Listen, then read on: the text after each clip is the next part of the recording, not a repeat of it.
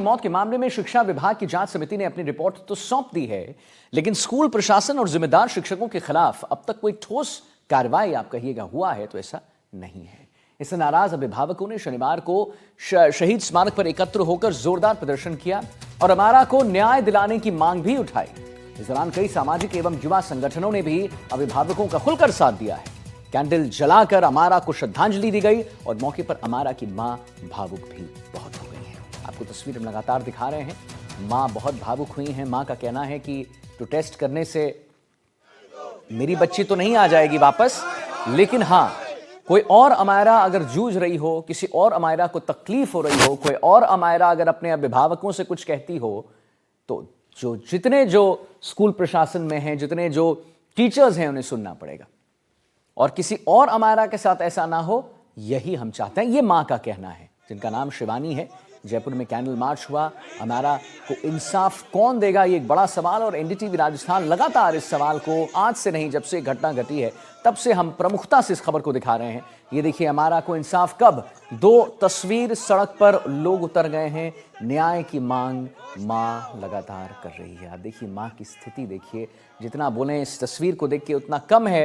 अमारा को इंसाफ कब मिलेगा, यही सवाल हम भी पूछते हैं, यही सवाल पूरा राजस्थान पूछ रहा है और स्कूल प्रशासन को अब जवाब देना होगा। अभी तक स्कूल प्रशासन की तरफ से कोई एक आप आधिकारिक बयान कहिएगा वो सामने नहीं आया है। 2 तस्वीर, सड़क पर उतर गए हैं लोग, न्याय की मांग उठ रही है। आप देखिए यहां पर लगातार कैंडल मार्च चल रहे हैं। ये जितने भी कैंडल्स हैं, ये जो जले हैं, ये तो हो सकता है कि एक हवा का झोंका है, बट बुझ जाएंगे, लेकिन ये जो बात है, ये जो सवाल है, वो कभी नहीं बुझेंगे। दोस्तों, भ्रामक जानकारी फैला रहे हैं कि अमायरा मेंटली डिस्टर्ब थी। अगर मेंटली डिस्टर्ब थी तो उसको ऑलराउंडर का अवार्ड क्यों दे रहे हो प्रिंसिपल के द्वारा?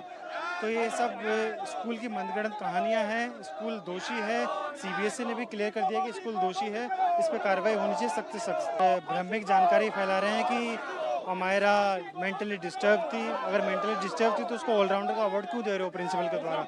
तो ये सब स्कूल की मनगढ़ंत कहानियां हैं। स्कूल दोषी है, सीबीएसई ने भी क्लियर कर दिया कि स्कूल दोषी है, इस पर कार्रवाई होनी चाहिए सख्त से सख्त।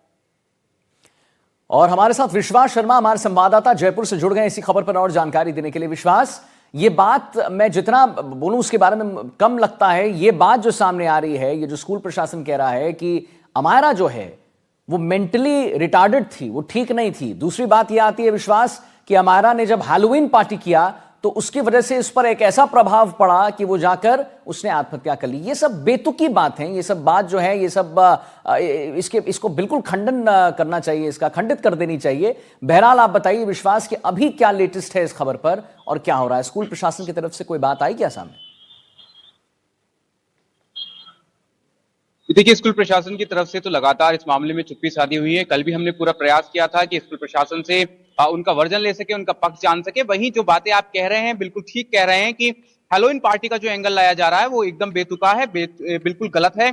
संभवतया जो पुराने कार्मिक जो मौजूद है सरकार में, उनको शायद नहीं पता होगा कि किस तरीके से नए कल्चर्स में बच्चे जो है वो ढल रहे हैं, किस तरीके से हैलोवीन पार्टी होती है। लेकिन एक सामान्य फेस्टिवल होता है, बच्चे अलग अलग कॉस्ट्यूम्स पहनते हैं, एक दूसरे के घर जाते हैं, चॉकलेट्स लेते हैं, टॉफीज लेते हैं और उसके बाद में वो जो पूरा सेलिब्रेशन है उसको मनाते हैं। तो बिल्कुल ये बात बेतुकी सी नजर आती है कि हैलोवीन पार्टी मनाई थी या हैलोवीन पार्टी का सपना आया होगा इसलिए ऐसा कदम उठाया होगा।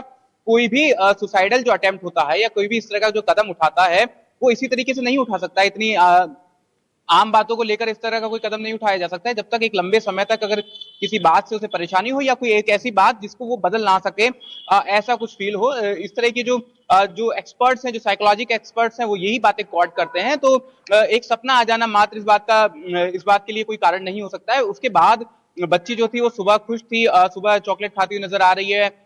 उस दिन क्लास में किसी बच्चे का बर्थडे था, उसने चॉकलेट डिस्ट्रीब्यूट की थी, उसने बच्ची ने चॉकलेट खाया था।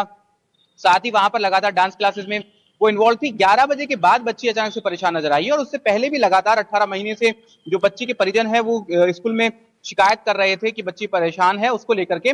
वही जो दूसरी बात है कि मेंटली बच्ची परेशान थी, तो बिल्कुल ठीक बात है कि बच्ची मेंटली परेशान थी, लेकिन बच्ची मेंटली क्यों परेशान थी ये कारण जानना जरूरी है कि आखिर ऐसी क्या वजह थी कि जो बच्ची मेंटली परेशान थी। अगर कोई भी जांच टीम से या फिर स्कूल से ये कह रहा है कि बच्ची मेंटली परेशान थी, तो उनको ये समझना चाहिए कि आपकी जिम्मेदारी थी कि अगर बच्ची मेंटली परेशान थी, अगर आपको बार बार बताया जा रहा था कि बच्ची के मानसिक स्वास्थ्य पर प्रतिकूल प्रभाव पड़ रहा है, बच्ची आपकी मॉनिटरिंग में थी, आपके स्कूल में इस तरह की काउंसलिंग के लोग मौजूद होने चाहिए थे, काउंसलर्स मौजूद होने चाहिए थे, एक पैटर्न होना चाहिए था, आपका जो टीचर क्लास में मौजूद था वो उस तरीके से पेडागोजी से एक्सपर्ट होना चाहिए था, वो उतना एक्सपर्ट होना चाहिए था, उतना दक्ष होना चाहिए था, एबल होना चाहिए था कि वो बच्ची की मनोदशा को समझ पाता, उसके अनुसार बच्ची से बात कर पाता। जब शिकायतें लगातार की जा रही थी तो बच्ची इसको समझ पाता, उन शिकायतों को एड्रेस कर पाता, लेकिन वो नहीं किया गया।